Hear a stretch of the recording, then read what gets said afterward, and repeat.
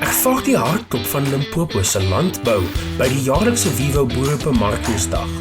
Terug in 2024, groter en beter as ooit tevore.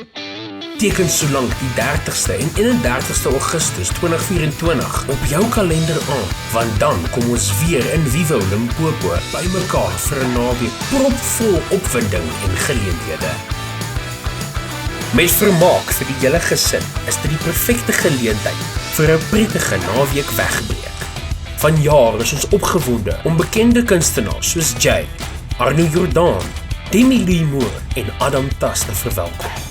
Dit beloof om 'n onvergeetlike tyd vir almal te wees. Moenie ons uitsonderlike landboudemonstrasies misloop nie.